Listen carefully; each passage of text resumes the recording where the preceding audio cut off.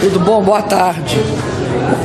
Eu imagino que o Olímpio já tenha distribuído para vocês a lista dos presentes. Tá ótimo.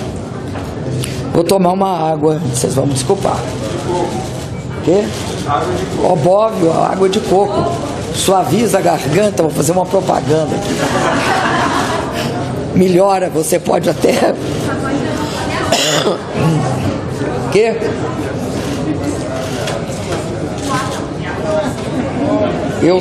Eu senti violentamente. Eu tinha melhorado, que era uma maravilha. Estava com uma voz perfeita. Aí vim aqui com esse ar condicionado. Mas essa foi uma reunião, gente, muito interessante. Porque foi uma reunião que nós chamamos... Espera lá, só um pouquinho, com licença.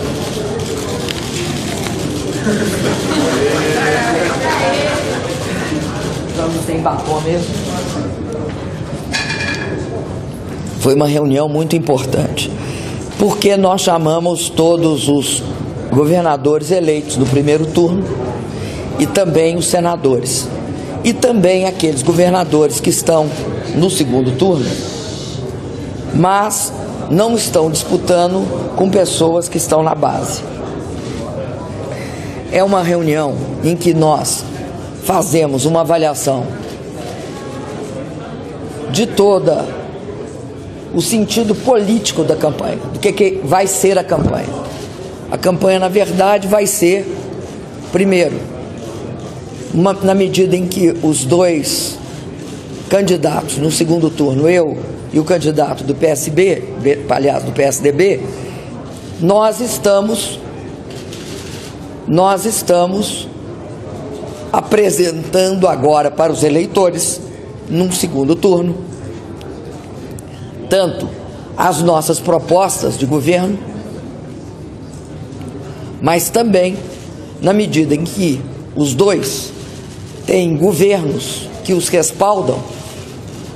O candidato do PSDB tem os 8 anos do Fernando Henrique, eu tenho os meus 4 anos e os 8 do Lula. Nós vamos debater em alto nível projetos para o país baseado também naquilo que já fizemos e naquelas conquistas que temos a honra de ter dado ao Brasil. Então, o povo vai cotejar, a população vai cotejar, o eleitor vai cotejar esses diferentes projetos e as nossas propostas. E, necessariamente, elas terão de ser críveis, né? Críveis. Um dos itens dessa credibilidade das propostas é o fato do que nós fizemos e do que nós somos capazes de fazer.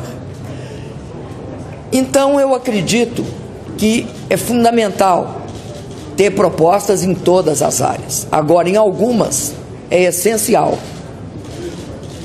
Eu destacaria, porque nós destacamos aqui hoje, a questão da saúde e a questão da segurança pública, que são as duas áreas em que todas as pesquisas de opinião demonstram que é algo que a população brasileira quer melhorar, quer melhoras concretas, tornadas as mais claras possíveis.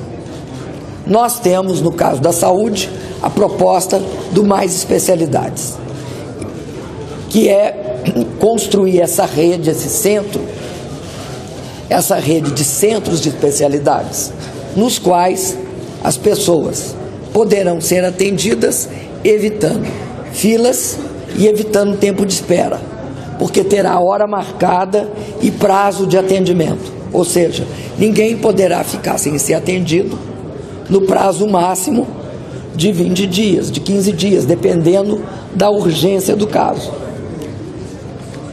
E essa rede de especialidades, ela combina setor de saúde privada, pública e filantrópica.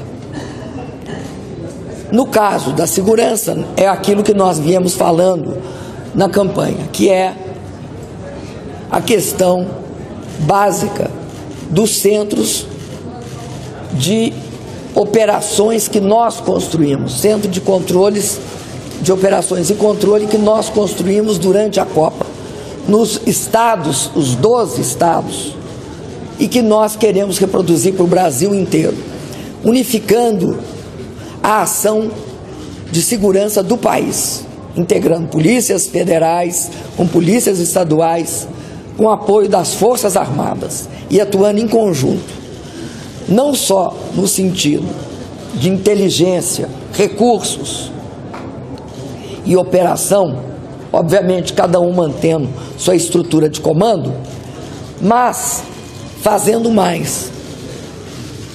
Recentemente vocês viram aquilo que aconteceu em Santa Catarina.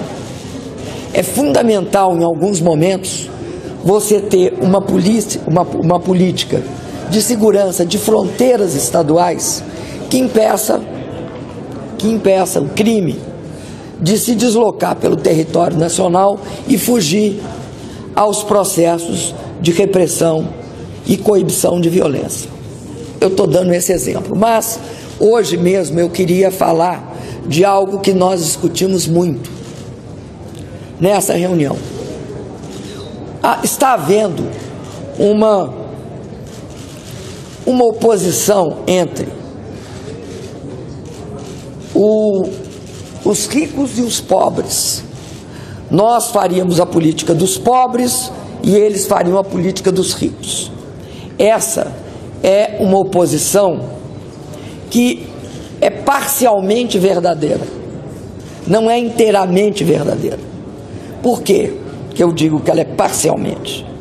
Porque, de fato, os governos do PMDB, do PMDB e do PT, né, não, estou falando do meu.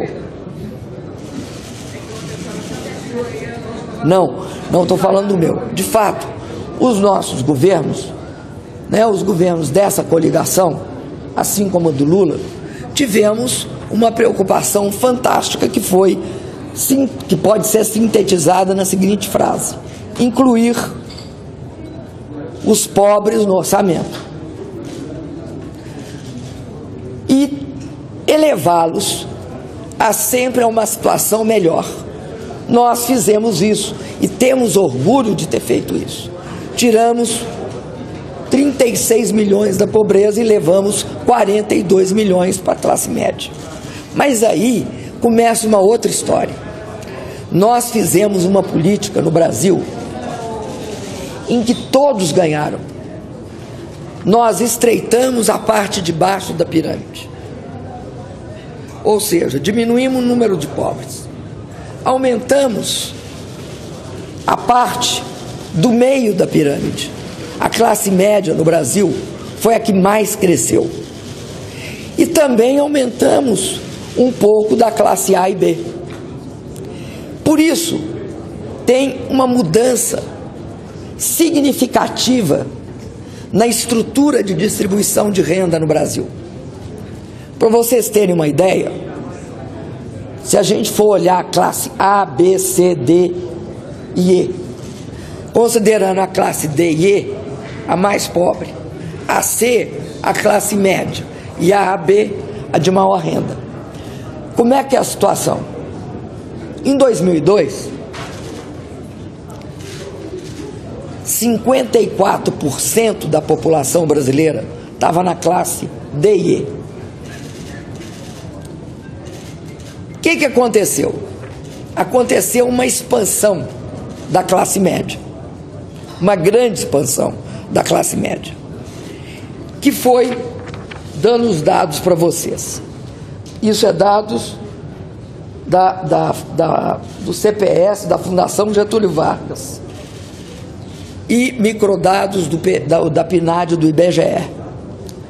A classe C, ela passa de 68 milhões e 500 mil para 118 milhões e 900 mil brasileiros. A classe A e B passa de 14,1 milhões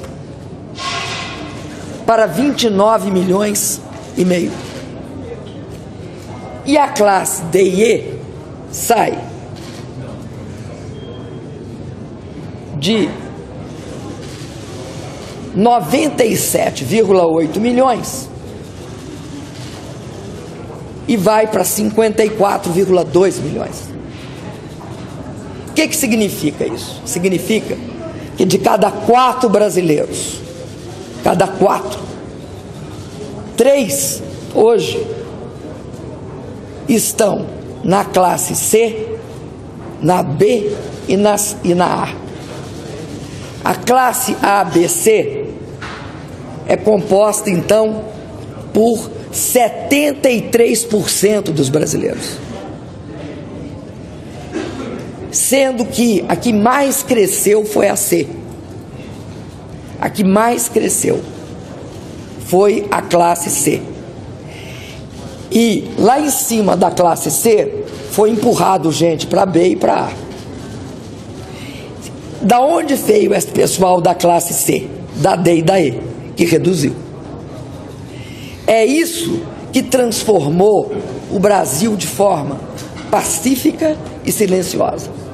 Uma modificação na distribuição de renda que elevou o Brasil a ter um perfil diferenciado do que tinha, porque era assim uma grande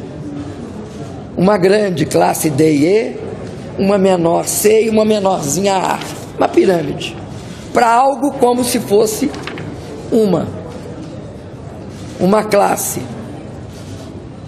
uma base D e E, um meio da pirâmide e um estreitamento em cima.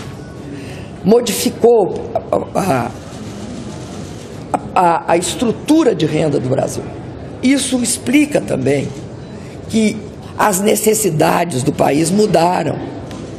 Por isso que todo mundo tem, de forma legítima, pleiteado uma melhoria nos serviços públicos, uma melhoria na educação, uma melhoria na saúde, no transporte urbano.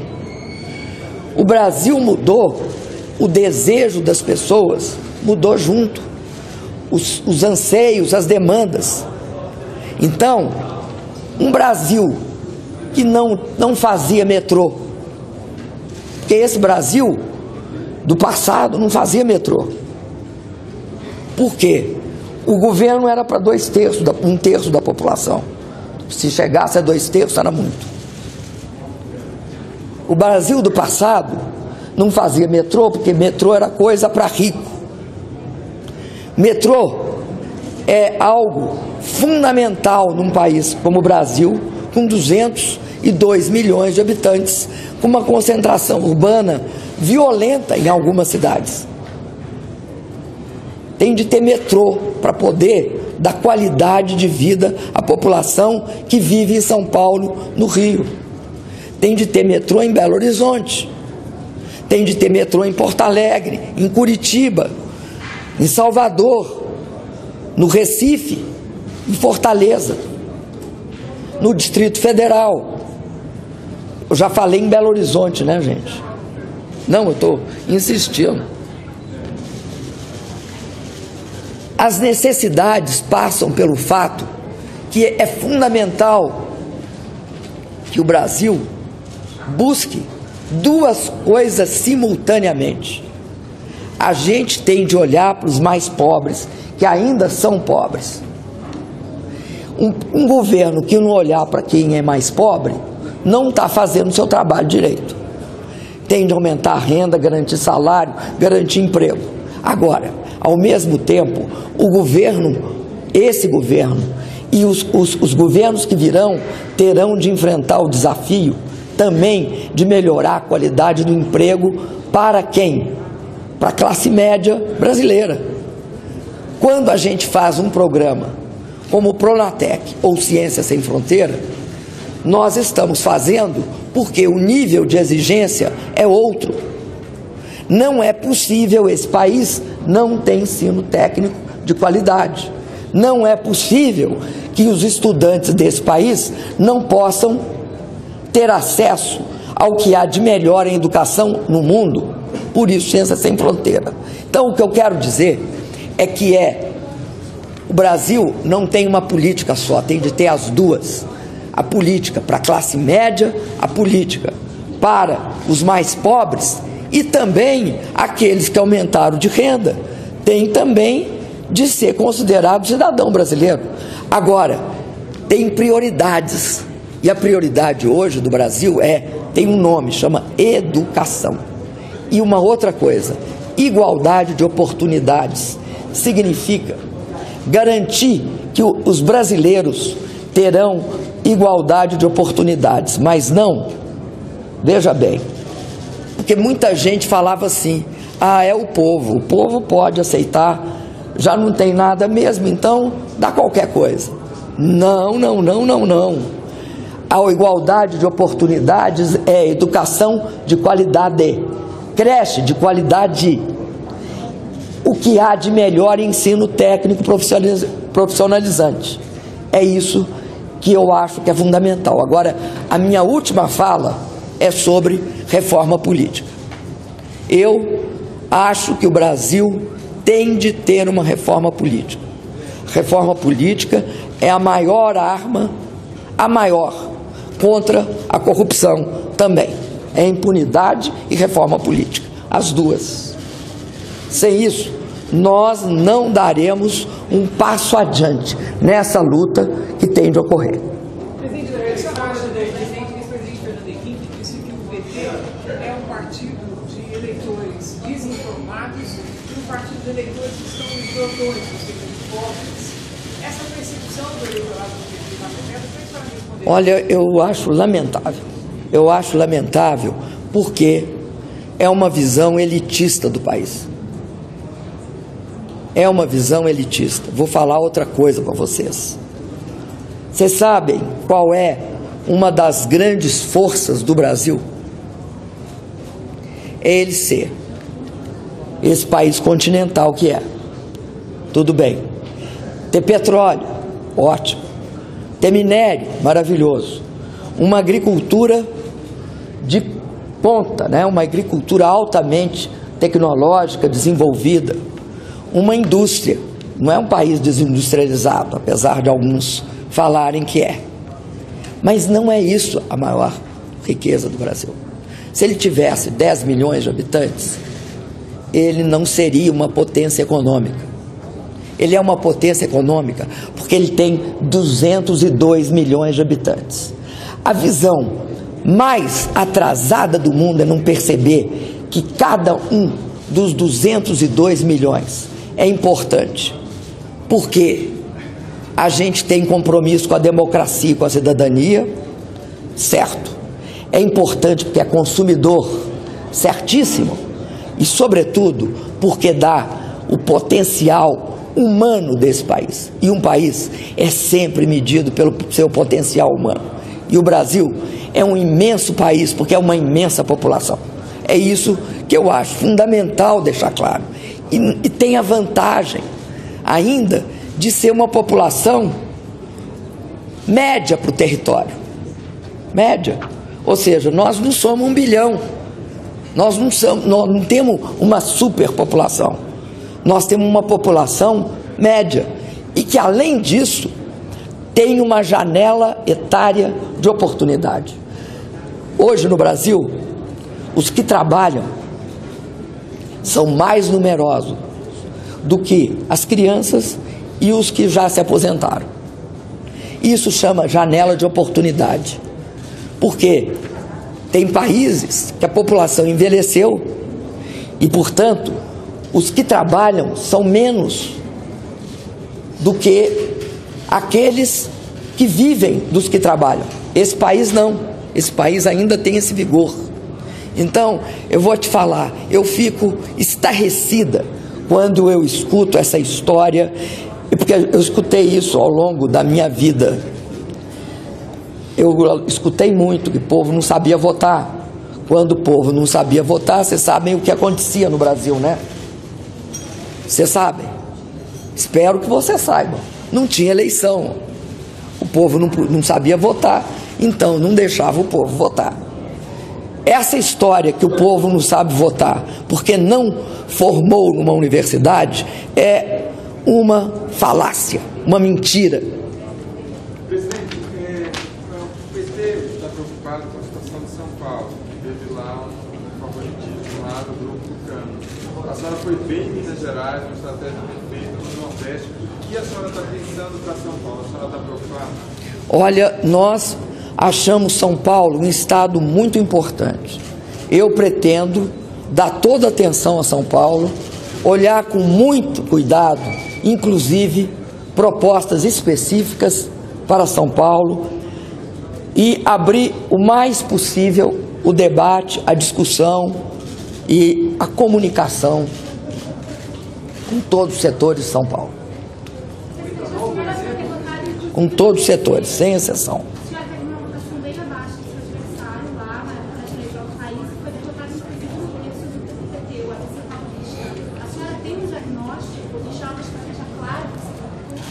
Minha querida, eu tenho, meu diagnóstico é assim simples, eu não tive voto, né? Não tem diagnóstico mais simples e mais humilde. Você diagnostico que não tive voto. Voto a gente pode fazer todas as suposições, mas você tem de partir desse princípio e buscá-lo. Agora, também fiquei muito feliz por ter ganhado no meu estado natal. Fiquei muito feliz também por um outro fato, porque eu tive uma votação muito importante no Nordeste. E fiquei feliz também por ter tido uma votação boa no norte do país. Vou procurar no sul, no meu estado natal também. No meu estado natal e no Rio Grande do Sul, né, meu estado natal, eu nasci em Belo Horizonte. E no Rio Grande do Sul, eu também tive uma boa votação. Então, quem me conhece, votou em mim. Fiquei muito feliz por isso. Eu não acho que dá para ganhar sem estado nenhum. Eu vou lutar para ganhar em todos os estados possíveis. Não tem essa de não ganhar num estado e achar que não vale. O Brasil é um só. E todos os estados são importantíssimos. Quem conhece a Aécio não votou em Aécio? Você está deduzindo, Cristina, você é rápida.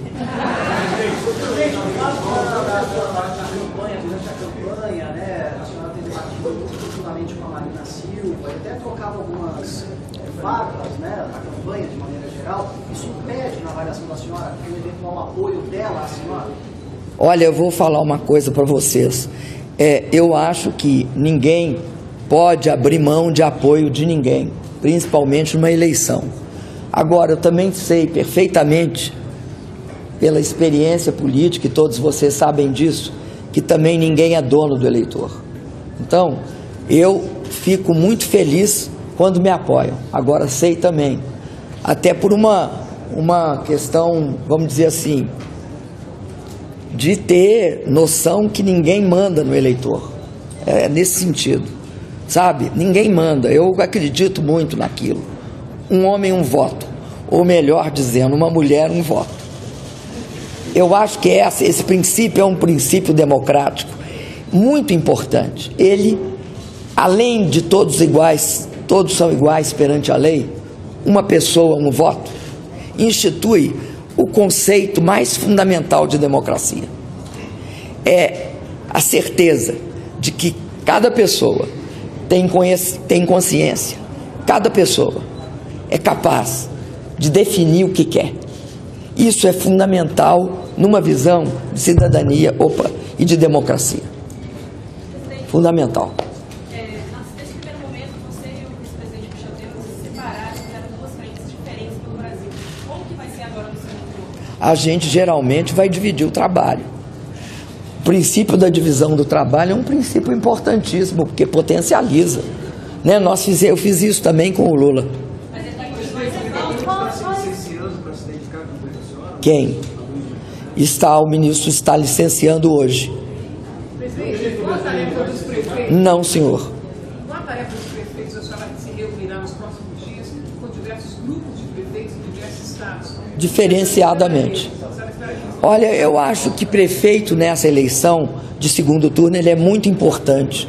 Ele está se mobilizando para a eleição dele daqui a 2 anos. Então, a participação dele é uma forma de tornar isso, de antecipar essa mobilização que eles mesmos farão em 2016. Ô, gente, agora deu, viu? Eu gosto muito de falar com vocês. Ou seja, tchau.